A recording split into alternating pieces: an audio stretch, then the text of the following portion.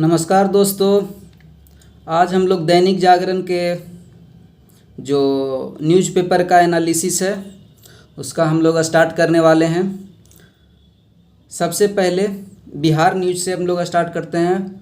के पाठक पर मंत्री विधायक आमने सामने, रत्नेश ने अधिकारियों की मनमर्जी और मनुवादी बताया। श्रवण और नीरज कुमार ने के को ईमानदार बताया।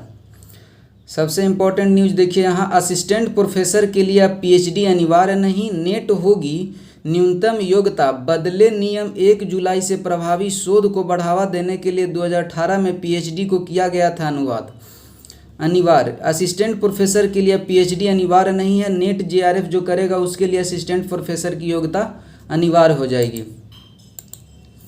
देखिए अब सबसे बड़ी यहाँ पर है जातिगत जनगणना पर हाई कोर्ट में सरकार ने रखा अपना पक्ष।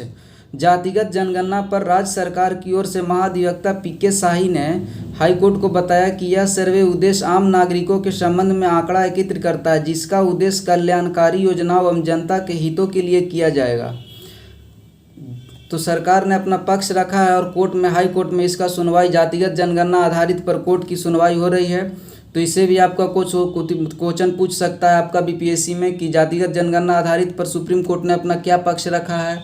ये आपका आंसर राइटिंग में भी बहुत काम आएगा। अब देखिए जहाँ पर एक प्राइवेसी से रिलेटेड बिना अनुमति साझा नहीं किया जाएगा डाटा। यहाँ पर देखिए फंडामेंटल राइट का क्वेश्चन यहाँ पर आ जाएगा कि digital personal data protection bill का कैबिनेट की मंजूरी संसद ने इसी सत्र किया जाएगा पेश। डाटा शेयर की जानकारी लेना अनिवार्य। डाटा शेयर की जानकारी लेना होगा आपका अधिकार। नियम उल्लंघन पर 250 करोड़ तक का जुर्माना। तो देखिए यहाँ से फंडामेंटल राइट का क्वेश्चन बन सकता है, तो आप इसको एक बार देख लीजिएगा अच्छे से। आप इसको एक बार अच्छे से देख लीजिएगा ये फंडामेंटल राइट। देखिए जहाँ पे बिहार से रिलेटेड है, जेपी गंगा पथ के बचे निर्माण कार्य को जल्द पूरा करें। मुख्यमंत्री नीतीश कुमार ने गाय घाट के पास जेपी गंगा पथ का निर्माण कार्य का किया निरीक्षण और कहा गंगा पथ के गाय घाट के पास गांधी सेतु से बेहतर जुड़ाव, इस बात पर ध्यान रखें। तो इस पर कोई खास याद नहीं था, ये पति के लिए लोकल न्यूज है। देखिए जो महाराष्ट्र में जो राजनीतिक गतिविधियां चल रही है उस पर चाचा शरद पर भारी पड़े अजीत पवार। राकांपा अध्यक्ष पद पर भी ठोका दावा। बैठक में पहुंचे 53 में से 32 विधायक। चुनाव आयोग में पार्टी व चुनाव चिन्ह पर जताया हक। 30 जून को ही चुन लिया गया था राकांपा अध्यक्ष। कहा अब काका का रिटायर होने का उम्र। भाजपा में 75 वर्ष में रिटायर हो जाते हैं नेता। 5 बार मुख्यमंत्री उप मुख्यमंत्री चुका। अब मुख्यमंत्री बनकर राज्य की सेवा करूंगा। घोटाले में खूब लिप्त रहूंगा। घोटाला खूब करूंगा, गद्दारी खूब करूंगा। इनका तो भयरथी है, तो खूब गद्दारी करूंगा, खूब अथी करूंगा, घोटाला करूंगा। हम मुकदमे से नहीं डरते, उखाड़ फेंकेंगे मोदी को। लालू की आह्वान। राजद के स्थापना दिवस समारोह का उद्घाटन करते हुए पार्टी प्रमुख बोले राज्य में देश में उथल पुथल का दौर। तेजस्वी ने जताई विकसित और शांतिप्रिय समाज की प्रतिबद्धता। रॉ में आए लालू, एक और संघर्ष के लिए जगा गए सहयोग। नए और पुराने साथियों को नाम लेते हुए पार्टी सुप्रीमो लालू प्रसाद यादव ने राजद के जातीयता समीकरण का पूरा ध्यान। जयंती पर पासवान को किया गया स्मरण। बीमारी में भी काम के लिए जगनानंद को जताया आभार। तो ये लोकल न्यूज़ है, इससे कोई खास अति नहीं है। देखिए सबसे बड़ा न्यूज़ है आईआईटी में 695 सीटों पर नामांकन पूर्ण। दूसरे राउंड की काउंसलिंग के लिए आज जारी होगा मेधा सूची। जोसा ने पेंडिंग फीस नए सिरे से जमा करने के दिए निर्देश।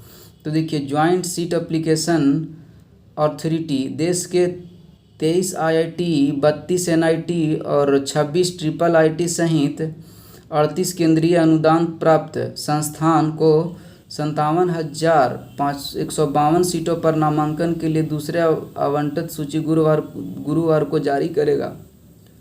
पहले राउंड में आईआईटी एनआईटी में सुपर कंप्यूटर के अधिकांश सीटों पर नामांकन हो चुका है। पहले राउंड में आईआईटी पटना की कुल 733 सीटों में से 695 पर नामांकन के लिए छात्रों ने स्वीकृति दी है, जिसमें 26 छात्र ने फ्रीज करवा लिया है। इंटर के बाद उच्च शिक्षा से वंचित हो रही लड़कियां, टूट रहे हैं सपने। हर साल उच्च शिक्षा से वंचित हो जाती है 35 से 40% छात्राएं। कॉलेज नहीं होने के कारण आगे पढ़ाई की समस्या। तो देखिए यहाँ पर आपको सोसाइटी से क्वेश्चन यहाँ पर आ सकता है। लड़कियों के ड्रॉप आउट की स्थिति चिंताजनक, 12वीं के बाद अभिभावकों को सताने लगती है शादी की चिंता। आदिवासी युवक पर पेशाब करने के आरोपित के घर पर चला बुलडोजर, आरोपी के पिता बोले लड़के ने गलती की है तो उसे फांसी दी जाए पर हमें बेघर ना करें। आरोपित ने स्वीकारा नशे की हालत में युवक के ऊपर की थी पेशाब। देखिए सबसे बड़ा न्यूज आपके लिए है, चंद्रयान 3 की ओर से बड़े कदम, रॉकेट से जुड़े गए यान। आपके लिए इसी न्यूज को बहुत अच्छी है, इफेक्टिव है। लखनऊ में पहली बार विश्व कप की मेजबानी करेगा। देखिए यहाँ पर देश के सबसे बड़ा स्टेडियम है इकाना स्टेडियम की कई खूबियाँ इसे देश से अलग अलग करती है। 50,000 दर्शकों बैठने की क्षमता, अंतर्राष्ट्रीय मानकों से बेहतर है इकाना का फ्लड लाइट, देश का सबसे बेहतर ड्रोन सिस्टम। तब इसको भी देख लेंगे। संन्यास के तुरंत बाद विदेशी लीग में नहीं खेल पाएंगे भारतीय क्रिकेटर, बीसीसीआई ऐसे क्रिकेटरों के लिए लगाई नई नीति। कूलिंग पीरियड्स का किया जा सकता है प्रावधान, मुश्ताक अली ट्रॉफी में लागू हो सकता है इम्पैक्ट प्लेयर का नियम। कल मुंबई में होगी बीसीसीआई के शीर्ष परिषद की बैठक। तिलक और यशस्वी को टी20 टीम में जगह, टी20 सीरीज के लिए भारतीय टीम की घोषणा, रिंकू सिंह को नहीं किया गया टीम में शामिल। और ग्रैंड स्लैम में 350वां मैच जीतकर जोकोविच तीसरे दौर में, स्वातेक और मेदवेदेव आसान जीत के साथ आगे बढ़े।